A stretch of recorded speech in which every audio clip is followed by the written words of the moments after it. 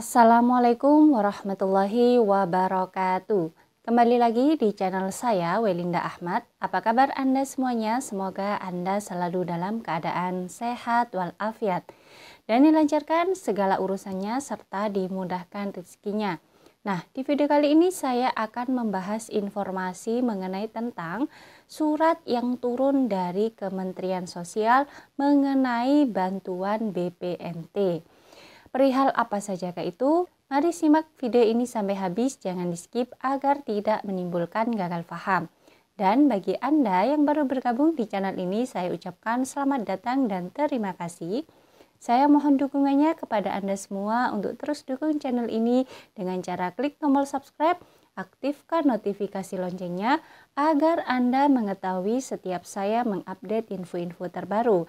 Kemudian jika Anda suka silakan di like dan di share ke berbagai media sosial Anda.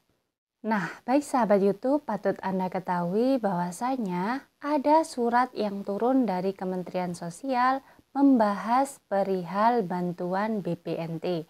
Ada apa sebenarnya sehingga Kementerian Sosial menurunkan surat tersebut? KPM, BPNT PKH maupun BPNT murni harus mengetahui hal ini. Nah, baik sahabat YouTube, langsung saja di sini saya akan membacakan isi surat tersebut. Kementerian Sosial Republik Indonesia, Direktorat Jenderal Pemberdayaan Sosial. Nah, sebelum saya lanjutkan sahabat YouTube, patut Anda ketahui bahwasanya sekarang bantuan BPNT itu berada di dalam naungan Dirjen Pemberdayaan Sosial. Nah, kalau sebelumnya itu di bawah Direktorat Jenderal PFM atau Penanganan Fakir Miskin, sekarang berpindah menjadi Direktorat Jenderal Pemberdayaan Sosial. Nomor 673 /5 BS/08 2022. Lampiran 1 berkas hal penyaluran program sembako tahap 1 TA 2022. Yang terhormat: 1. Kepala Dinas Sosial Provinsi. 2. Kepala Dinas Sosial Kabupaten atau Kota seluruh Indonesia.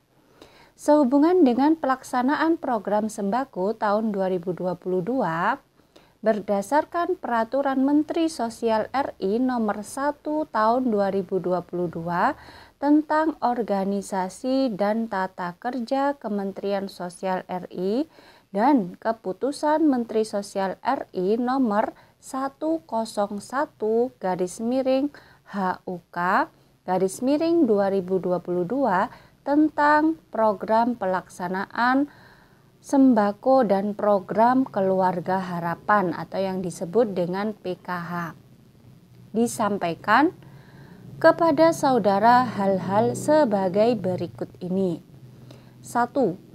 Kementerian Sosial RI melalui Direktorat Jenderal Pemberdayaan Sosial melaksanakan percepatan penyaluran bantuan sembako mulai penyaluran tahap 6 dan 7. Artinya kalau tahap 6 berarti di bulan Juni, sedangkan di tahap 7 adalah di bulan Juli tahun 2022 dengan penyalur Himbara Bank Syariah Indonesia atau disebut Bank BSI, PT Pos Indonesia Persero. Nah, di sini Kementerian Sosial menyebutkan bahwasanya untuk penyaluran bantuan sembako itu tahap 6 dan tahap 7 kali ini melalui Bank Himbara, juga Bank BSI dan PT Pos. Kenapa hal itu terjadi atau mungkin kenapa ada yang dicairkan melalui kantor pos, padahal kan semuanya rata-rata disalurkan melalui KKS. Nah, tentu saja sahabat YouTube, bantuan BPNT hingga saat ini memang dicairkan dua macam.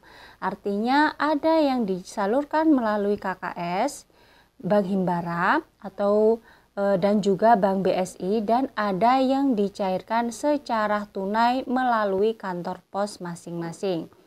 Untuk yang daerah ekstrim sahabat YouTube, khusus wilayah Papua yang memiliki medan-medan yang sangat sulit, yang di situ memang jarang sekali adanya ATM, maka di situ akan dicairkan secara tunai melalui kantor posnya masing-masing. Nah, kemudian untuk daerah yang lainnya itu disalurkan melalui KKS merah putih masing-masing. Kemudian hal yang kedua yang harus Anda ketahui, Dinas Sosial Kabupaten atau Kota penyalur sebagaimana di atas bersama dengan pendamping sosial sebagaimana diatur Keputusan Menteri Sosial RI nomor 101/HUK/2022 tentang pelaksanaan program sembako dan program Keluarga Harapan atau PKH untuk melakukan sosialisasi penyaluran dan pemanfaatan dana bantuan sosial program sembako kepada KPM. Jadi seluruh pendamping sosial harus memberikan sosialisasi penyaluran dan pemanfaatan dana bantuan sosial program sembako kepada KPM.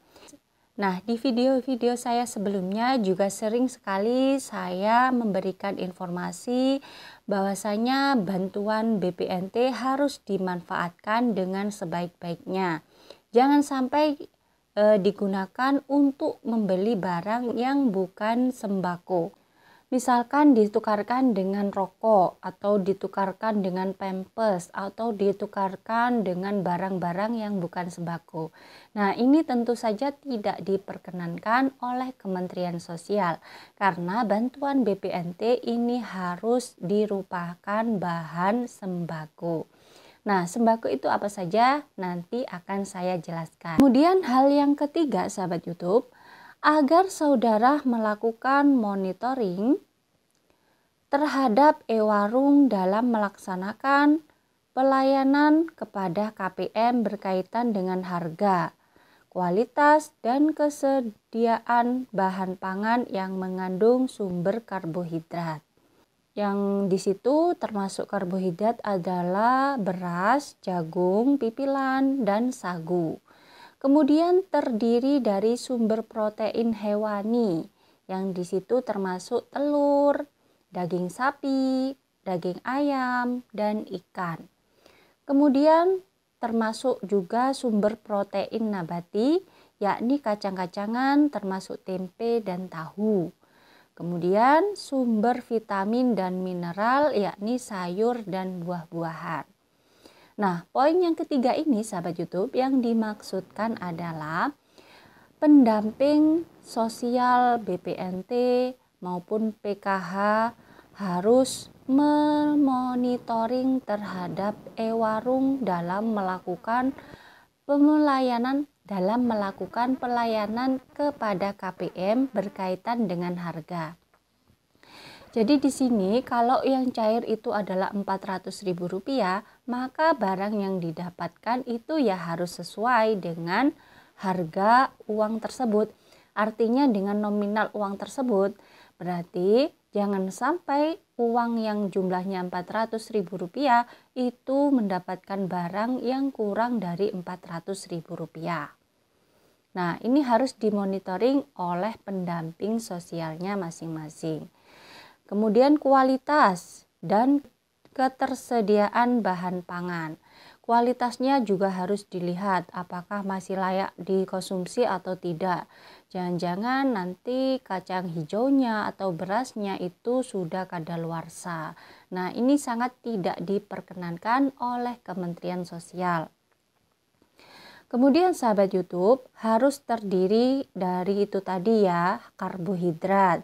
Kemudian sumber protein hewani, sumber protein nabati, kemudian vitamin dan mineral. Nah, kalau ini harus dipenuhi lima-limanya ya sahabat YouTube, karena di situ yang berupa bahan pokok atau sembako itu harus memenuhi 5 kriteria ini. Nah, kemudian yang keempat sahabat YouTube, adalah selanjutnya agar melaksanakan rekonsiliasi dengan Bank Himbara. Kemudian BSI dan PT Pos Indonesia cabang setempat terkait penyaluran dana program sembako. Melaporkan hasilnya kepada Menteri Sosial RI dengan tembusan disampaikan kepada Direktur Jenderal Pemberdayaan Sosial Ceki Direktur Pemberdayaan Kelompok Rentan.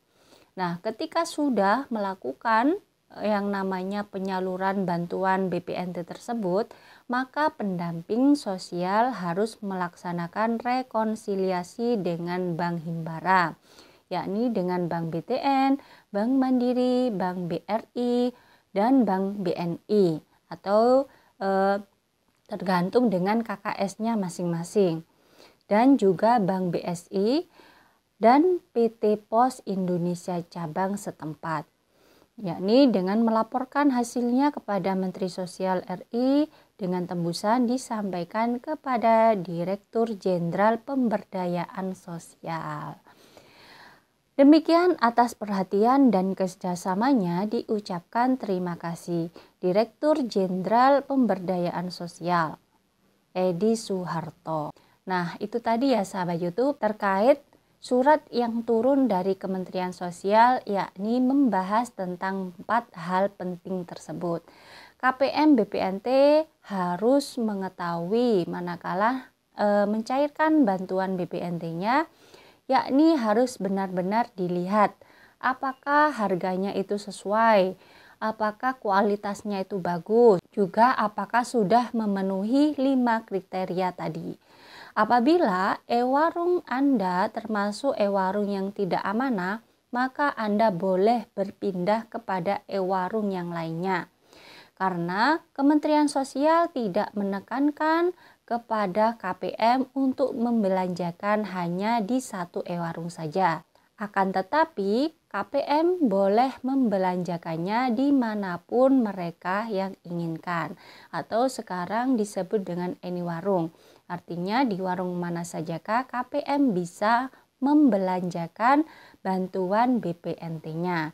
Dalam artian masih masuk kategori 5 tadi, yakni karbohidrat, protein hewani, protein nabati, kemudian vitamin dan mineral. Nah, itulah sahabat YouTube informasi yang bisa saya sampaikan pada hari ini. Semoga bermanfaat bagi Anda semua. Dan bagi Anda yang baru bergabung di channel ini, jangan lupa tinggalkan jejak dengan cara klik tombol subscribe, aktifkan notifikasi loncengnya agar Anda mengetahui setiap saya mengupdate info-info terbaru. Kemudian jika Anda suka, silakan di like dan di share ke berbagai media sosial Anda. Dari saya, wallahul muwaffiq ila aqwamit thoriq. Wassalamualaikum warahmatullahi wabarakatuh.